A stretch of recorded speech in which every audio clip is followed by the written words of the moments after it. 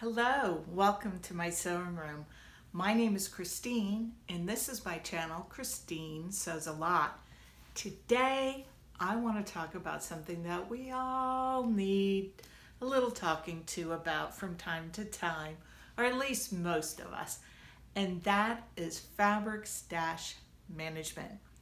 I recently had a big clear out where I made some hard decisions about what fabric was going to stay in my stash, what fabric I was going to commit to using quickly, and what fabric was going to go in the donation pile.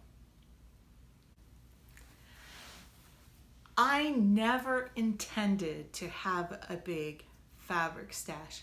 It kind of happened to me. Is anybody else in the same situation where you found yourself with more fabric than you planned? Let me know in the comments below. My fabric stash got a little out of hand, mainly because my sewing style has changed over the last few years. When I first started sewing about 20 years ago, I was doing heirloom sewing.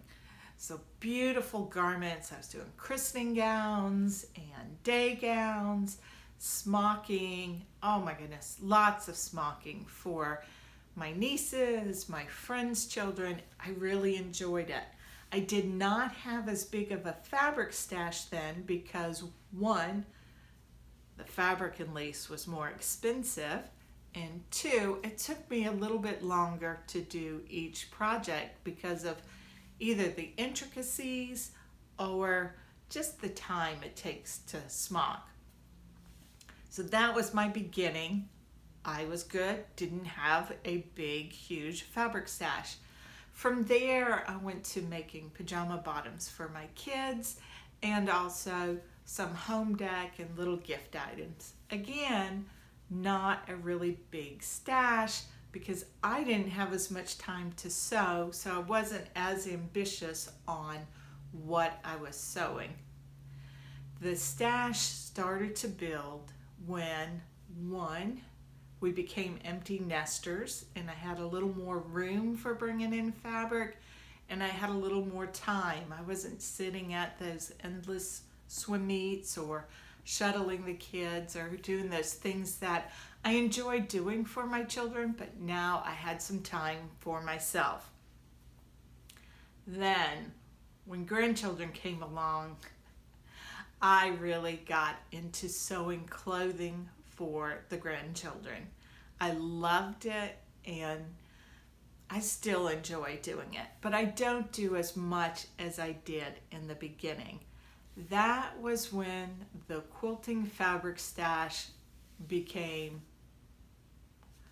more than a stash. We all have different definitions of what the appropriate size stash is. For me, I definitely do not want to have more fabric in my stash than what I will sew in a year's time.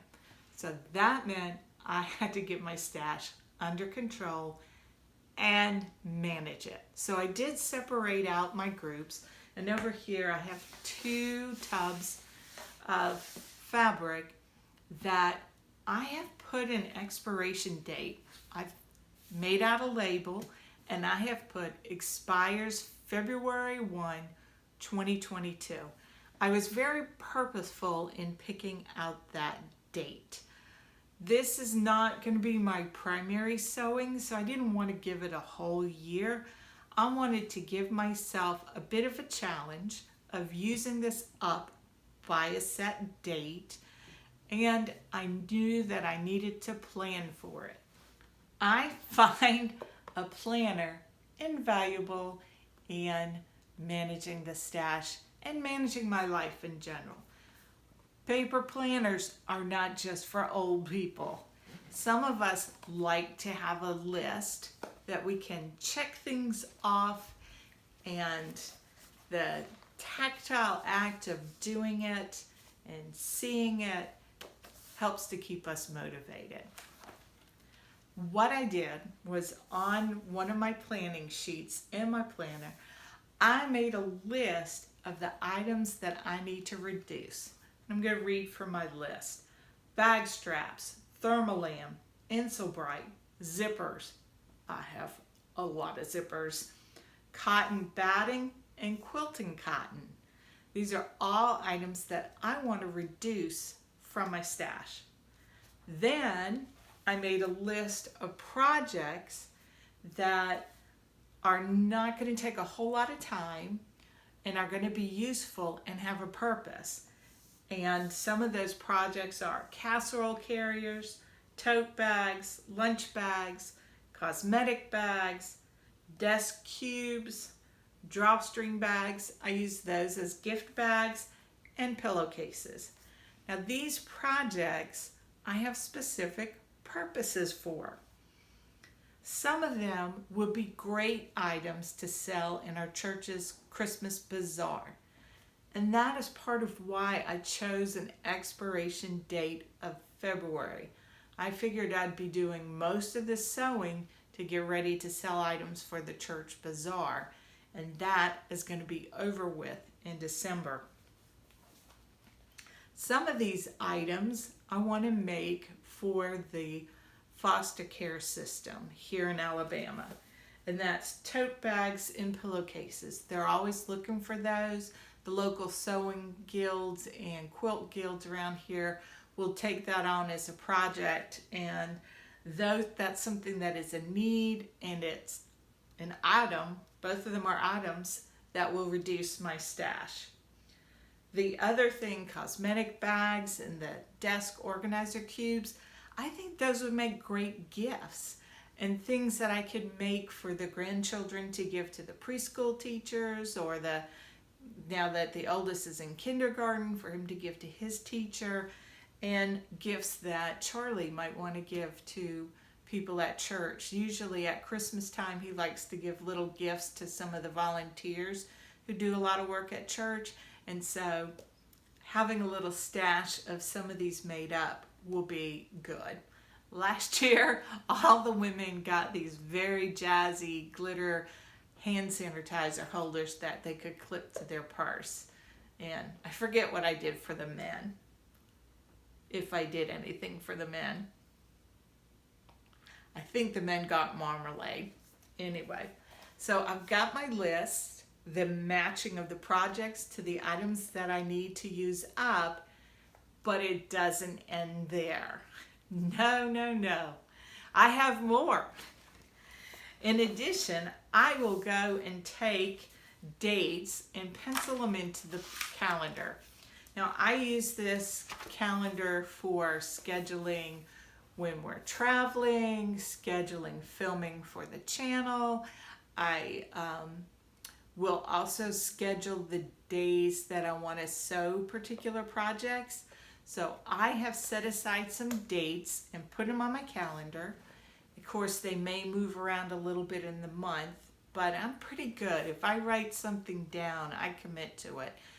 I have got dates written down to where I'm going to spend a day cutting out bags, and then another day sewing up bags. I'm going to do these assembly lines so I can knock out as many as I can. And then I have also scheduled a day to deliver the items to donate. So for me, this is how I'm going to be managing my stash, at least the portion of my stash that I knew I did not want to keep, but I did want to use the materials. For my other projects, that I'm going to continue to use the same system that I've used, whereas I go in and I put on the calendar what I think I want to make on a certain day and plan it out.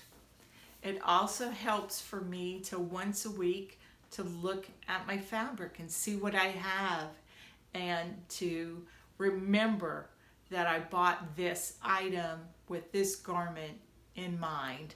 I have clipped to the fabric how many yards it is and what I bought the fabric for, and that will help me to keep the fabric from getting out of control. I also plan my makes around my closet. I'll look in my closet, I'll reflect on what I've been wearing and see what I'm missing, and then I might move things around on my calendar and say, I need some more solid tops, or I'd really love a Wilder gown. It will really fit into an event I'm going to when we start going to events. So that helps me to manage my fabric and my projects. What do you do to manage your fabric stash? Let me know in the comments below. I'm always up for a good tip and trick.